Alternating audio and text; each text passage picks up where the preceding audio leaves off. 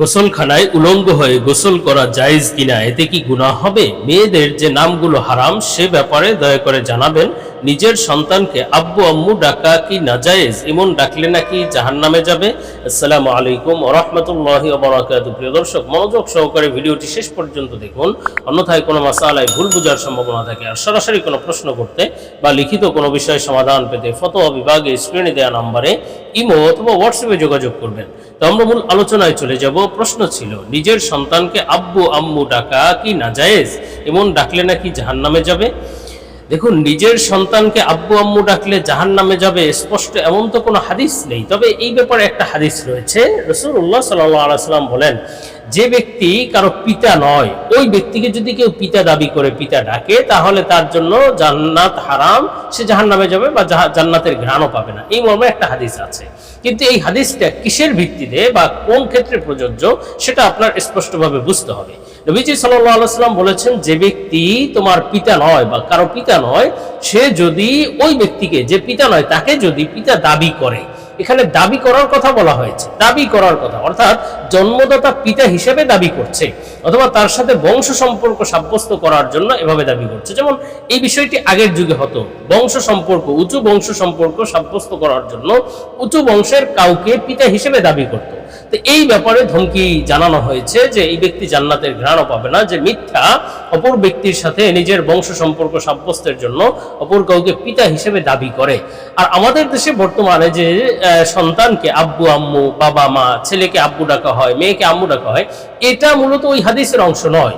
পিতা হিসেবে দাবি করা হিসেবে তো আর সন্তানকে বাবা মা ডাকে না, আব্বু আম্মু ডাকে না, বরং এটা স্নেহের ক্ষেত্রে, ভালোবাসার ক্ষেত্রে ডাকে। এটা নাজায়েজ নয়। এক্ষেত্রে যে জাহান্নামে যাবে অথবা জান্নাতের ঘ্রাণ পাবে না, এই হাদিসটা এই ক্ষেত্রে প্রযোজ্য নয়। নিজের সন্তানকে স্নেহের খাতিরে আব্বু আম্মু ডাকা যায়, এক্ষেত্রে কোনো গুনাহ হবে না।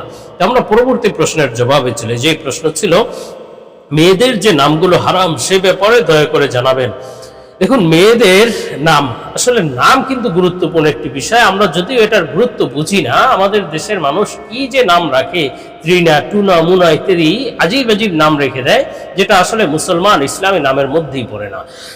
একজন মুসলমানের নামের মাধ্যমে যেন বোঝা যায় যে সে একজন মুসলিম, এবং এই নামের মাধ্যমে, এই নামের কারণেই অনেককে আল্লাহ তাআলা জান্নাত দিয়ে দেবেন। নাম বড় আজীব জিনিস, এবং নামের প্রভাব মানুষের সারা জীবনের উপরে পড়তে পারে, পড়াটা স্বাভাবিক। এজন্য নামটা উত্তমভাবে, উত্তম নাম রাখা চাই। কোনো আলেম ওলামা অথবা কোনো বুজুর্গানে দিন আল্লাহওয়ালা ব্যক্তির মাধ্যমে নাম রাখানো চাই সন্তানের।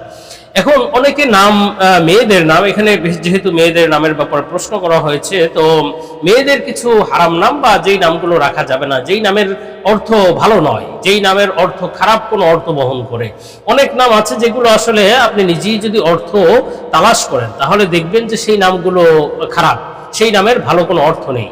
তবে যেই নামগুলো আমাদের সমাজে সচরাচর রাখা হয়, কিছু নাম আছে যেগুলো আসলে অর্থ ভালো নয়, সেই নামগুলো রাখা থেকে বিরত থাকতে হবে। যেমন অনেকেই মেয়েদের নাম রাখে রিয়া। এই রিয়া শব্দের অর্থ হয় অহংকার। এখন আপনি অহংকার হিসেবে যদি কারো নাম রাখেন, সেটা কি ভালো নাম হতে পারে? এজন্য রিয়া নাম রাখা যাবে না, রিয়া নাম থেকে বিরত থাকতে হবে। তেমনি ভাবে আসিয়া, আসিয়া রাখা যেতে পারে, কিন্তু আসিয়া আইন দিয়ে এটা রাখা যাবে না। আসিয়া মানে গুনাহগার অথবা গুনাহগার নারী, তো এই নাম রাখা থেকেও বিরত থাকতে হবে। তেমনি ভাবে আসিফা, আসিফা শব্দের অর্থ হলো যে নারী সবসময় আফসুস করে, সবসময় হা হুতাশ করতে থাকে। তো এই নাম কি কোনো মুসলমানের নাম হতে পারে? জন্য আসিফা নাম রাখা থেকে বিরত থাকতে হবে। তেমনি ভাবে অনেকে নাম রাখে, আমার এলাকার একজনের নাম আছে, একজন নাম রেখেছে মান্তাসা। মান্তাসা মানে যা ইচ্ছা তাই। তো এটা কোনো মানুষের নাম হতে পারে, এটা কোনো মুসলমানের নাম হতে পারে। মান্তাসা নাম রাখা যাবে না।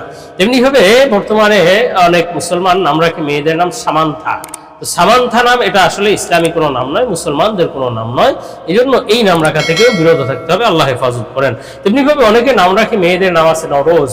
নওরোজ, নওরোজ মানে হলো নববর্ষ বা বছরের নতুন দিন। এই নামও মুসলমান বা ইসলামী সংস্কৃতির সাথে যায় না, এগুলো বিধর্মীদের সংস্কৃতির সাথে যায়। হাদিসে আছে যে যেই জাতির অনুসরণ করে সে সেই জাতির অন্তর্ভুক্ত। এজন্য নামের মধ্যে মুসলমানদের নামের সাথেই সাদৃশ্য রেখে নাম রাখতে হবে। এই নওরোজ নাম, এটা মুসলমানদের নাম বা মুসলমানদের সংস্কৃতির সাথে, বিশ্বাসের সাথে যায় না। কোনো নতুন দিন পালন করা, নববর্ষ পালন করা ইসলামের সাথে যায় না। এই জন্য নওরোজ নাম রাখা থেকে বিরত থাকতে হবে। তেমনিভাবে অনেকে নাম রাখে কাহিনা। কাহিনা মেয়েদের নাম রাখে। কাহিনা মানে হলো জাদুকরিনী, যে নারী জাদুটোনা করে, তো এই নাম কি মুসলমানের নাম হতে পারে? এই জন্য এই নাম রাখা থেকেও বিরত থাকতে হবে। তো আরো যে সমস্ত নাম আসলে খারাপ অর্থ আছে অথবা ইসলামের সাথে সাংঘর্ষিক, ইসলামের সাথে যায় না, মুসলমানদের সাথে যায় না, এই সমস্ত নাম রাখা থেকেও বিরত থাকতে হবে। সর্বোপরি নাম রাখার সময় কোনো আলেমের মাধ্যমে, কোনো আল্লাহওয়ালা বুজুর্গের মাধ্যমেই নাম রাখানো চাই। তো আমার পরবর্তী প্রশ্নের জবাবে চলে যাই। প্রশ্ন ছিল, গোসলখানায় উলঙ্গ হয়ে গোসল করা জায়েজ কিনা, এতে কি গুনাহ হবে? দেখুন, গোসলখানায় অনেকেই উলঙ্গ হয়ে গোসল করে, একেবারে সতর খুলে তারপরে গোসল করে। এ সম্পর্কে যদি আমরা হাদিসের দিকে দৃষ্টিপাত করি, হযরত আব্দুল্লাহ ইবনে উমর রাদিয়াল্লাহু আনহু থেকে বর্ণিত, নবীজি সাল্লাল্লাহু আলাইহি ওয়াসাল্লাম বলেন, তোমরা উলঙ্গ হওয়া থেকে, তোমরা উলঙ্গপনা থেকে, বেহায়াপনা থেকে বিরত থাকো। উলঙ্গ হওয়া থেকে, নির্জনে হলেও সেটা উলঙ্গ হওয়া, তো উলঙ্গ হওয়া থেকে বিরত থাকো। কেননা তোমাদের সাথে সার্বক্ষণিকভাবে দুইজন ফেরেশতা থাকে, কিরামান কাতিবিন, যারা তোমাদের আমলনামা লেখে। এই কিরামান কাতিবিন যারা সার্বক্ষণিক থাকে, তো তাদেরকে তোমরা লজ্জা করো, তাদেরকে সম্মান করো। এজন্য উলঙ্গ হয় না, নির্জনেও উলঙ্গ হওয়া থেকে বিরত থাকো। অপর হাদিসের মধ্যে আছে যে আল্লাহ তাআলাকে লজ্জা করা আরো বেশি যুক্ত, আল্লাহ তাআলা লজ্জার আরো বেশি হকদার। আল্লাহ তাআলা তো সার্বক্ষণিক দেখতেছেন। এজন্য প্রয়োজন ছাড়া, অত্যন্ত প্রয়োজন ছাড়া, তিনটা প্রয়োজনের কথা হাদিসে বলা হয়েছে যে কিরামান কাতিবিন তোমাদেরকে দেখতেছে, শুধুমাত্র